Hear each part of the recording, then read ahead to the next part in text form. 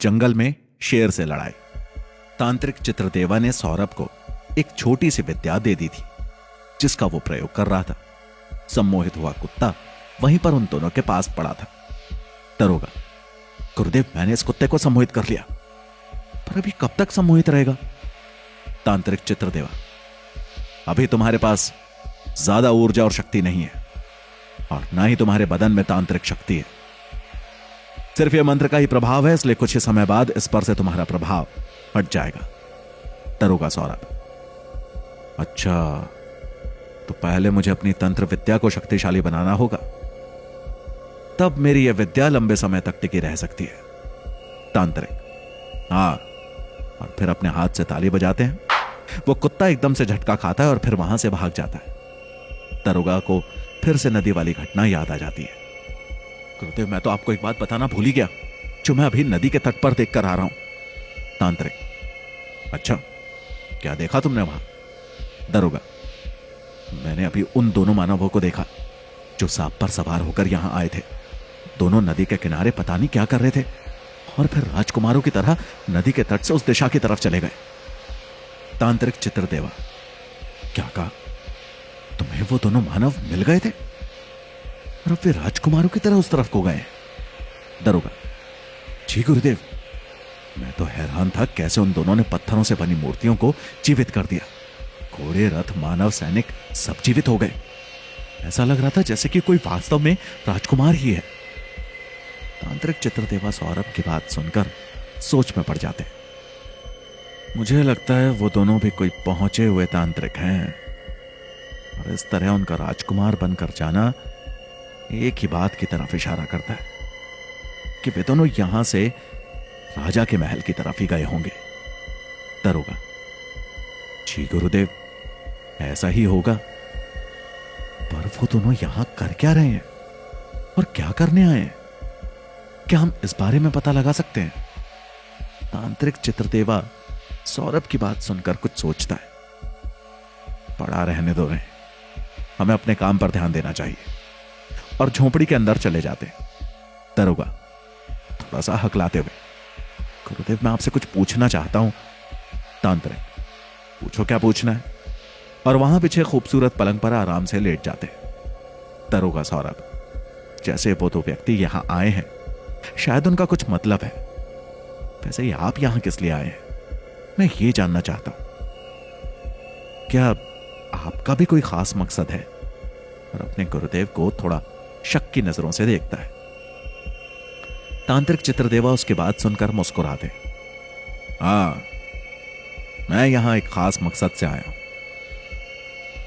मैंने तुम्हें बताया था कि मैं अपने दो शिष्यों को यहां से निकालने आया हूं, पर उसके साथ साथ मेरा मकसद कुछ और है। दरोगा सौरभ, क्या मकसद है गुरुदेव? तांत्रिक चित्रदेवा, समय आने पर तुम्हें सब पता लग जाएगा। अभी इस बारे में तुम्हारे जानने का समय नहीं है। अब तुम मेरा एक काम करो, और अपना हाथ घुमाते हैं, उसी के साथ उनके हाथ में एक सफेद पर्चा प्रकट हो जाता है। ये लो, और इसमें लिखित सामग्री की व्यवस्था करो। अभी सूर्यास्त होने में काफी समय है। दरोगा सौरभ, पर मैं ये सामग्री कहां से प्राप्त करूंगा? अभी तो मैं इस जगह के बारे में कुछ जानता ही नहीं हूं। तांत्रिक चित्रदेवा, आंख बंद करके घर से निकल जाओ और फिर आंखें खोलना। जो भी व्यक्ति तुम्हें दिखाई दे उससे तुम दोस्ती कर लेना। वो तुम्हारी यह सामान ढूंढने में काफी मदद कर देगा, और उसके बदले उसे तुम कुछ धन दे देना ताकि वो आदमी आगे भी तुम्हारे काम आ सके। दरोगा, ठीक है गुरुदेव, और उठकर आंखें बंद करता है और झोंपड़ी से निकलकर सीधा रास्ते की तरफ बढ़ जाता है। सौरभ, ये किस चक्कर में फंस गया? कहीं मैंने कोई गलती तो नहीं कर दी इस तांत्रिक को अपना गुरु बनाकर? इसने तो मुझे यह भी नहीं बताया कि इसका मकसद क्या है। मुझे तो लगता है कोई बहुत बड़ा काम करने वाला है ये बाबा, पर वो काम होगा क्या, ये पता कैसे लगाऊं? सौरभ आंखें बंद किए ही चला जा रहा था कि ठोकर लगने से वो एकदम से गिर पड़ता है, और वहां से गुजर रहा एक युवक उसे जमीन पर गिरता देखकर आगे बढ़कर उसे संभाल लेता है और उसे जमीन से उठाता है। युवक, क्या हुआ महोदय, देखकर क्यों नहीं चल रहे हो? कहीं चोट तो नहीं लगी? सौरभ, नहीं भाई, आपने मेरी मदद की, आपका बहुत बहुत धन्यवाद। युवक, मुझे तो लगा था कि तुम अंधे हो, पर तुम तो अच्छा भला देख सकते हो। सौरभ, जी भाई, मैं गहरी सोच में जा रहा था और अपनी जेब से पर्चा निकाल कर उसे दिखाता है। मुझे ये सब सामान चाहिए, पर पता नहीं कहां मिलेगा। क्या आप मेरी मदद कर सकते हैं? मैं इसके लिए आपको धन भी दे सकता हूं। युवक, हाँ क्यों नहीं। और पहले तो वो उस पर्चे को ही बड़ी हैरानी से देखता है कि ये किस चीज से बना है। लाओ दिखाओ, और पर्चे को पढ़ने लगता है। चलो ये सामान मैं तुम्हें दिला देता हूं। सौरभ, आपका बहुत बहुत धन्यवाद, और उस युवक के पीछे चल देता है। युवक उसे गांव की गलियों से निकालकर अब एक तरफ ले आया था, जहां एक बुढ़िया का निवास स्थान था, और उसने अपने घर के बाहर एक दुकान सजा रखी थी। सौरभ वहां से हवन का सब सामान ले लेता है। युवक, आप क्या कोई तांत्रिक हैं? क्योंकि इसमें तो बहुत सी तंत्र साधना का सामान भी लिखा हुआ है, जो कि हमें जंगल से ही मिलेगा। सौरभ, तो मित्र मेरे साथ जंगल में चलो और मुझे यह सब सामान ढूंढने में मदद करो, मैं तुम्हें और भी धन दे सकता हूं। युवक, ठीक है चलो, और उसे लेकर जंगल की तरफ बढ़ जाता है। कुछ ही समय बाद ये दोनों जंगल में प्रवेश कर गए थे, और दूसरी तरफ विजय, अमर और बलवान जंगल से निकलकर अभी बाहर आने ही वाले थे कि उनके सामने सौरभ और ये युवक आ जाते हैं। युवक को जाने क्या होता है, और वो इन तीनों को देखकर वहां से भाग जाता है। सौरभ, अरे क्या हुआ, ऐसे क्यों भाग रहे हो? अरे क्या कोई भूत आ गया? और वो बड़ी हैरानी से उस युवक को भाग कर जाते देखता है, जो कि बेहद तेज भाग रहा था। सौरभ, अब अकेले ही मुझे यह सब कुछ प्राप्त करना होगा, और वो फिर से आगे बढ़ता है। विजय, अमर और बलराज सौरभ को देखते हैं तो थोड़ा सा अलग महसूस करते हैं। सौरभ का ध्यान भी अभी इन तीनों पर आ गया था, क्योंकि उसे अमर, विजय थोड़ी अलग किस्म के लग रहे थे। उसे एहसास होने लगा था कि ये दोनों भी उसी की तरह यहां आए हैं। अमर, तुम्हें देखकर ऐसा क्यों लग रहा है जैसे तुम हमारी ही तरह यहां आए हुए हो और अब फंस गए हो, जैसे तुम्हें भी बाहर जाने का रास्ता नहीं मालूम। विजय, तुम्हारे बालों की कटिंग भी बता रही है जैसे तुम पुलिस वाले हो। क्या तुम पुलिस वाले हो? सौरभ, तुम दोनों भी मुझे यहां के मानव नहीं लग रहे, तुम्हारी भाषा भी हमारी तरह है। तुम दोनों कौन हो, बताओ मुझे। मैं तो रुकवा सौरभ हूं और सीढ़ियों के रास्ते यहां पहुंचा हूं। अमर, क्या कहा? तुम उन जादुई सीढ़ियों के रास्ते यहां आए हो? अरे हम भी तो उन्हीं सीढ़ियों से आए थे, और अब यहां फंस गए हैं। वापस जाने का रास्ता भी नहीं मालूम है। क्या तुम्हें मालूम है यहां से वापस जाने का रास्ता? और आगे बढ़कर उसके बाजू पकड़ लेता है। विजय, अरे दरोगा साहब, आप इस मुसीबत में अपना पैर कैसे फंसा बैठे, और आप वहां तक कैसे पहुंच गए? दरोगा, बस पूछो मत। मैं जंगल से बाहर चौकी में अपनी ड्यूटी कर रहा था, और मुझे जंगल से किसी के चीखने की आवाज सुनाई दे रही थी। बस उस आवाज का पीछा करते करते मैं उस खंडर तक पहुंच गया। वहां से मैंने 2 बड़े काले सांपों को जादुई सीढ़ियों के रास्ते नीचे जाते देखा।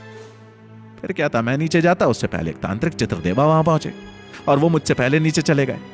फिर मैं भी उनके पीछे पीछे उस जादुई वाली सीढ़ियों में उतर गया। अमर और विजय दोनों हैरान रह जाते और एक दूसरे का मुंह देखने लगते।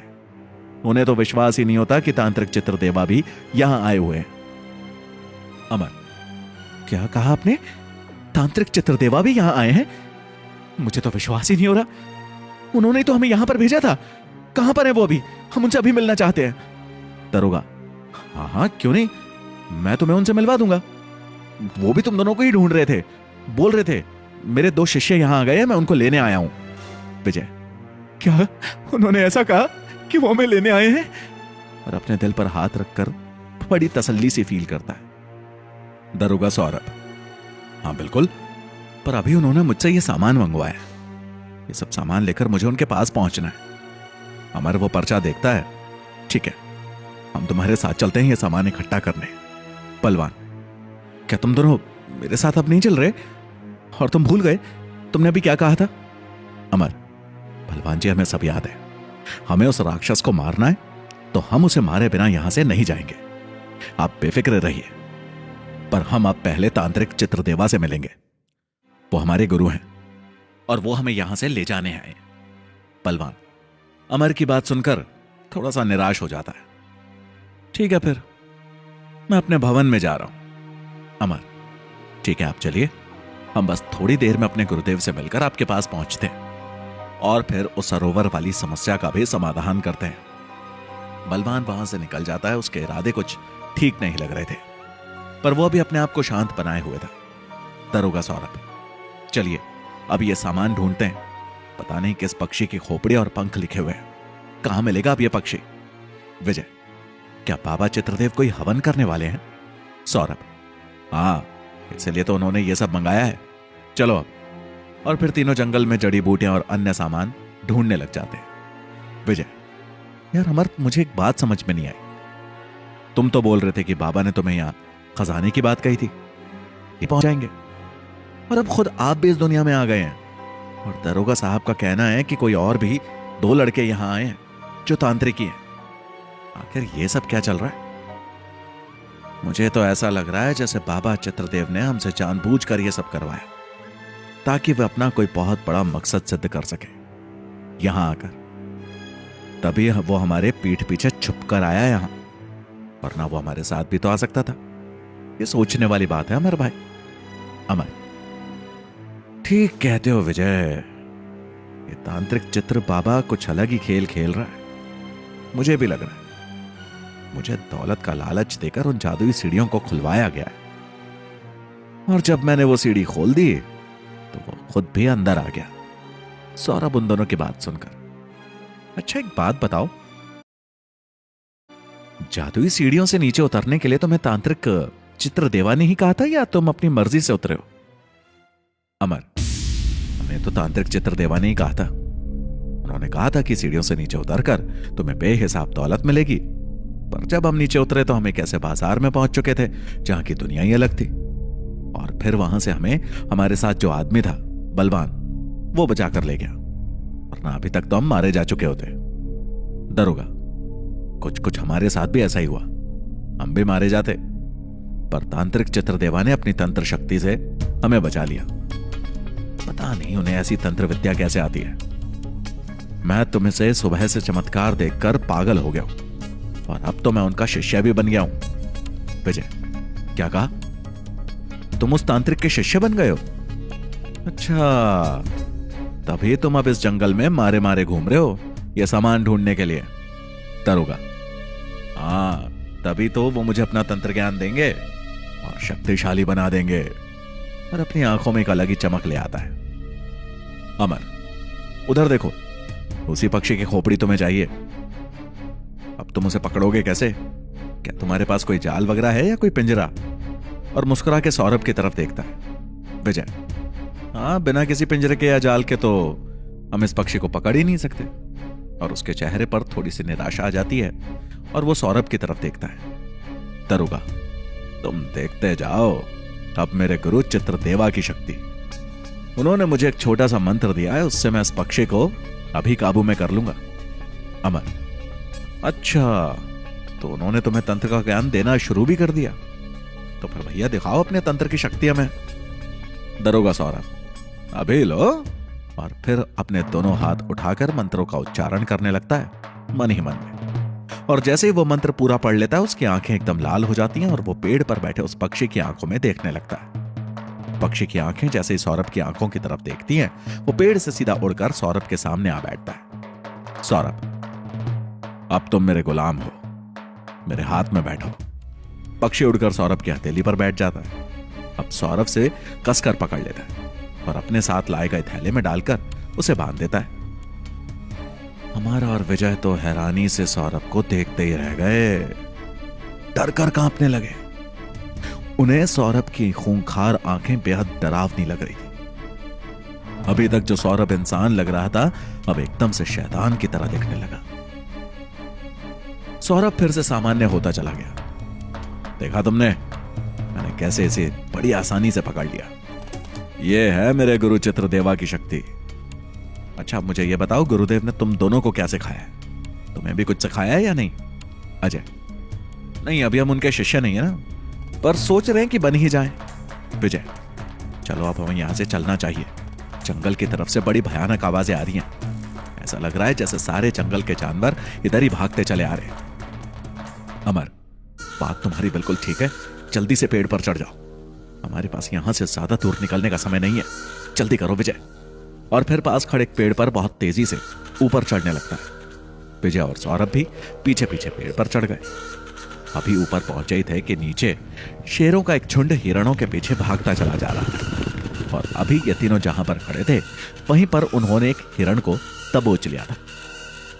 शेर बेहद ही खूंखार नजर आ रहे थे।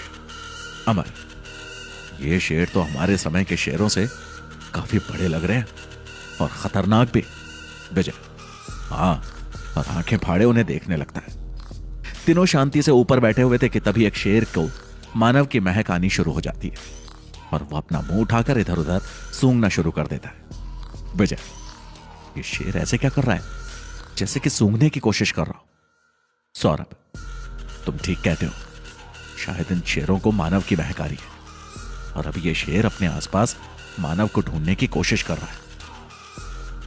और फिर एक शेर की नजर पेड़ की ऊंचाई पर बैठे इन तीनों मानव के ऊपर पड़ जाती है और वो अपने खूंखार नजरों से उन्हें देखने लगता है। और शेर की खूंखार नजरों को देखकर तीनों की हिस्से पिट्टी एकदम से गुम हो गई। उन्हें ऐसा लगने लगा जैसे शेर अगली एक जंप में पेड़ की इतनी ऊंची डाली पर पहुंच जाएगा और हम तीनों को नीचे खींचकर हमारी हड्डियां चबा जाएगा। विजय, मुझे बहुत डर लग रहा है, मुझे तो ये शेर साधारण भी नहीं लग रहा। तुम कुछ करो अमर, वरना आज हमारा खेल खत्म है।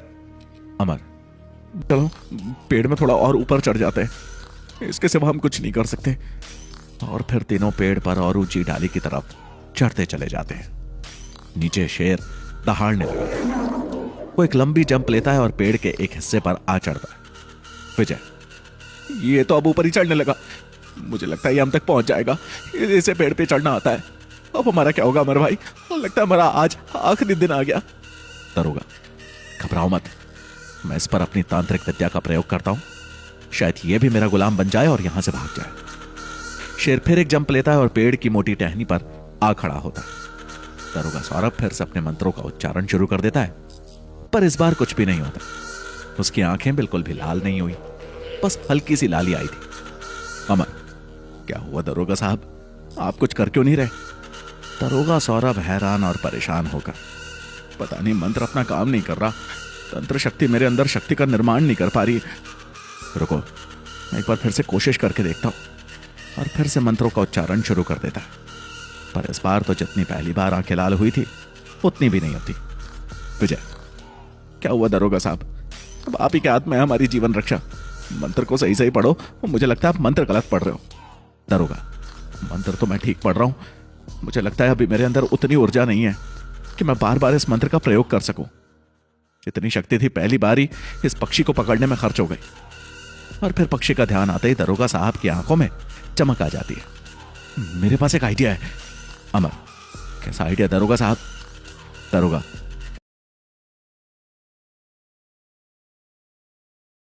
आते ही दरोगा साहब की आंखों में चमक आ जाती है। मेरे पास एक आइडिया है। अमर, कैसा आइडिया दरोगा साहब? दरोगा, ये पक्षी मेरा गुलाम है, मैं इस पक्षी से इस शेर के ऊपर हमला करवा देता हूं, शायद ये शेर अपना बैलेंस खो दे और सीधा नीचे जाकर गिरे। विजय, आपने बिल्कुल ठीक कहा, पक्षी आपका गुलाम है, जल्दी से उसे बाहर निकालिए। देखिए शेर कितना ऊपर चढ़ता आ रहा है, जल्दी आजाद कीजिए इस पक्षी को।